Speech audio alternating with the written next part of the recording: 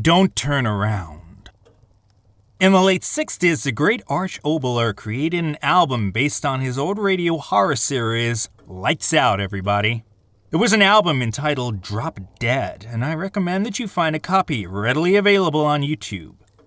The first story was the author telling the listener not to turn around, for someone or something was creeping up behind them.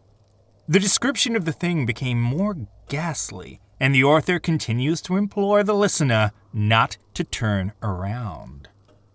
As the thing reaches for your neck, an ear-shattering scream erupts, making me jump the first time I heard it, for I was stupid enough to turn my back to the loudspeaker just as Mr. Oboler had instructed me to do. Recently, I listened to the album again and came up with this little opus. So what do we do now? To say that Johnny's sleepover was a success was very much an understatement. He had invited most of his friends as well as a few classmates to come and spend the night in the converted basement of his home. There had been plenty of room, plenty of rough housing, and plenty to eat and drink thanks to his mother's incessant cooking. Video games had been played on the large screen television that had taken up an entire wall, and now with the lights turned down low, sleeping bags had been rolled out onto the floor and the boys were getting ready to settle in for the night. No one really wanted to be the first to go to sleep for fear of what the others might do to them, so they all sat huddled in their bags, talking of school and girls and the coming football season. "Well, Johnny," asked his best friend Mark, "what do we do now?" "Why don't we tell ghost stories?" Frank offered. "It's only for little kids," Johnny said. All of the boys were around 13 years old and tried to act much older. Johnny had been deemed the leader of the group since his parents moved to Caches Valley last year. He had been very likable, with an imagination that would sometimes run towards the dangerous.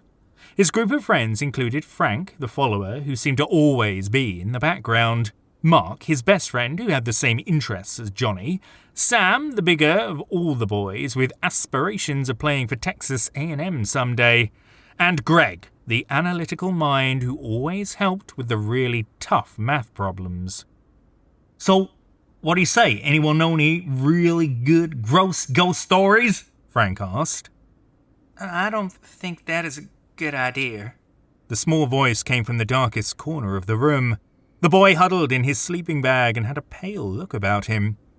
He carried with him the aura of a person that is constantly looking over his shoulder for the next mean trick to be carried out on him as the butt of the joke. Johnny had only invited him because his mother had asked. If it had been up to Johnny, he would have said no.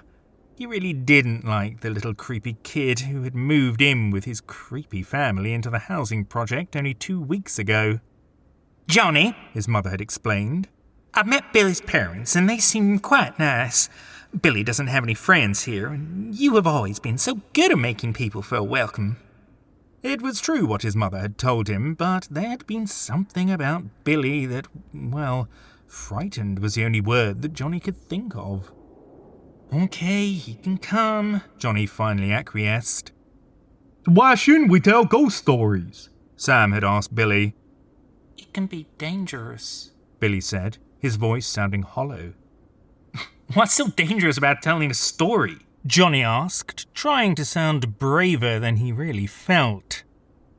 The basement had grown quiet, and the lights seemed to have dimmed a little lower. At least, that was what Johnny thought. The darkness in the corner that Billy was in also seemed to grow a little darker, enveloping the strange boy. "There are a lot of things that shouldn't be told," Billy said. "Like what?" Frank asked. "Scary things," Billy whispered. "So," Mark began, looking into the corner, "do you know any scary things?" Johnny grinned, knowing that Mark was obviously setting the boy up for some stupid joke. "More than you can imagine. My dad is a researcher, and I help him sometimes in his work. He tells me not to read some of the papers, but I do it anyway." The boy snickered. "Tell us something," Johnny said. Please, no. I don't want to, Billy implored. Listen, this is my party, and I want you to tell us something, Johnny said, his voice a little edgier than he had intended to make it. Yeah, Frank chimed in. Tell us something really scary. Billy sighed. He knew that this was going to happen. He never should have said anything, just kept quiet and gone to sleep. Sometimes he thought to himself he should just keep his big mouth shut. Okay, he said. Just remember, I don't want to do this. Yeah, sure, they all agreed, wondering when the joke was coming. As Billy emerged from the sleeping bag, he made his way to the other side of the room. The boys all turned and faced him as he sat cross-legged on the floor. So, he began, you want to hear something that's really scary? They all agreed. And you understand, I'm not responsible for what happens. Again, they agreed. We can stop any time, and I want you to stop me, especially before anything happens. What could happen? Sam asked. I just want you to be sure, Billy whispered. The air in the room grew heavier, and the darkness seemed to follow Billy and cloak around him. Outside, the wind had begun to pick up, making strange sounds as it blew around the house. Now, Billy said, making eye contact with all of them. Which one of you is not afraid? I mean, which one of you is the bravest and can do exactly what I tell them? Johnny, always wanting to show how brave he was, moved to the center of the group. Fine, Johnny. Now, just look directly at me, and no matter what I tell you or what I say, don't turn around. Remember that. Don't turn around, Billy said, his voice taking on a slight menacing quality. Yeah, sure, Johnny said, and gulped loudly. He could already feel his heart beginning to pound, and began to wonder if this had been a good idea. Now, everyone, just sit quiet, very still, and whatever you do, don't turn around. The little group of boys only shook their heads. The room became quiet, with only the sound of the wind and the breathing of the boys. Do you hear that? Billy asked. Don't turn around. Someone is coming up behind you. Now don't turn around. Johnny wasn't sure if it was a trick of his own mind, or just the house settling, but he was at once aware of the sound of a footstep behind him from the other side of the room. I wonder if it's your dad coming down the stairs to check on us? Yeah, that's probably it. I don't think that the ghost of this house would hurt us. Oh, that's right. You don't know about this house. My dad did some research when we moved here. That was how we met your mom. It seems that a horrible murder took place here about 10 years ago. A man ripped the heart out of his own son and buried him in the basement. This basement. The other boys began to feel apprehensive and nervous. Nothing like that ever happened, Johnny said. But in the back of his mind, he wondered. Really? Billy asked. It isn't the kind of thing your parents would tell you about, would they? The others agreed. Wait, did you hear that? Don't turn around. It sounded like another footstep. Getting closer. Now don't turn around. Yeah, that's right. The man took his son right into the basement, this basement, and cut out the heart. He said the boy had been evil and possessed.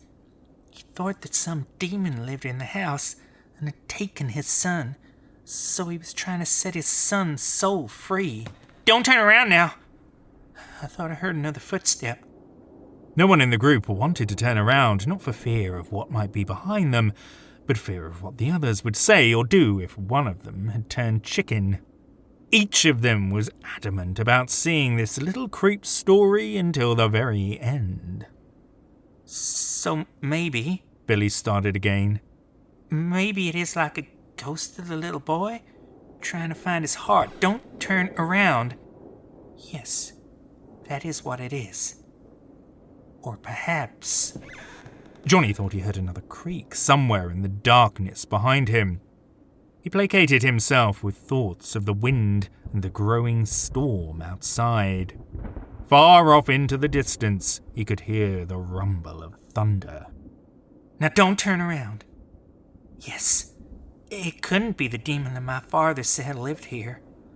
Oh yes, he says that it is still here, one in the heart of another poor soul who dares to stay in this house.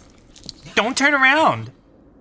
I'm sure I heard another footstep, but this time it sounded like something wet trying to pull itself across the floor.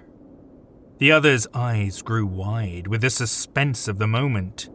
They all wanted to look to see what Johnny's reaction was, but none of them dared to turn to look for fear that it would be a sign of weakness.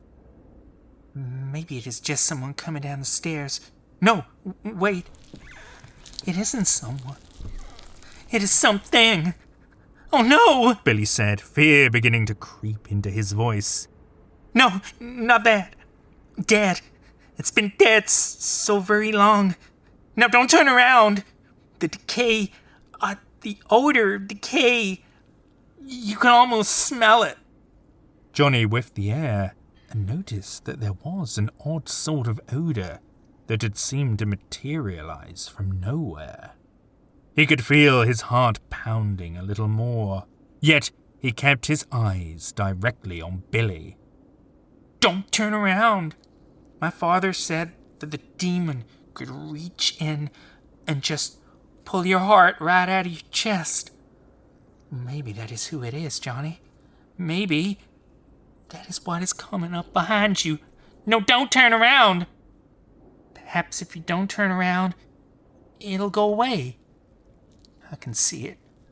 Off in the blackness is just a form, a skeletal form with flesh dripping off its bones.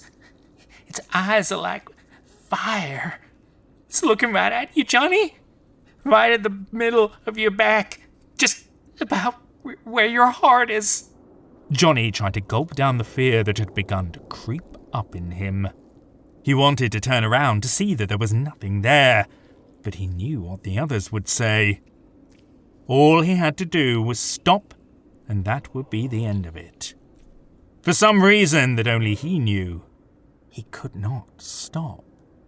He could only continue to stare at Billy. Now, don't turn around, Johnny. Billy warned, his voice even more menacing. It's coming up behind you, Johnny. It is the demon, not the little boy. Now, don't turn around, Johnny. It's putting out its hand. A bony, white, skeletal hand towards your neck. It's pointing at your back, just where your heart is. It wants another heart, Johnny. It wants your heart, Johnny. It's getting closer and closer. It's only inches from touching you. Then with a scream, Johnny turned around. Ah! Isn't there anything else you can tell me? The detective was tired. It had been one of those nights when nothing was making any sense. He had a 13-year-old boy lying on a slab at the hospital, a look of sheer terror etched into his face, and a group of hysterical boys and parents all trying to tell him everything, but telling him nothing. Detective Matthews? Saved by the doctor. As the haggard man left the group, he looked at the doctor who had been working on the lifeless body of Johnny. You asked me to do an autopsy right away, the doctor said. Yeah, because something just doesn't feel right about this case. I know what you mean. It is the second boy that has died in that house, the doctor said.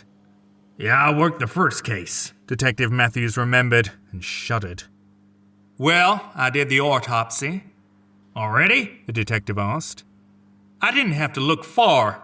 Come in here. The doctor motioned the detective into the exam room.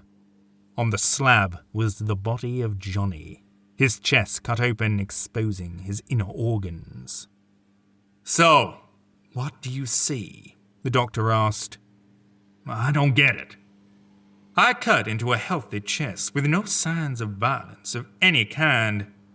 That was what I found, or rather, didn't find," the doctor said, pointing to the body and the chest cavity. My God, The detective said. "Yeah," the doctor said. "There isn't a heart in there. My question is, what happened to it?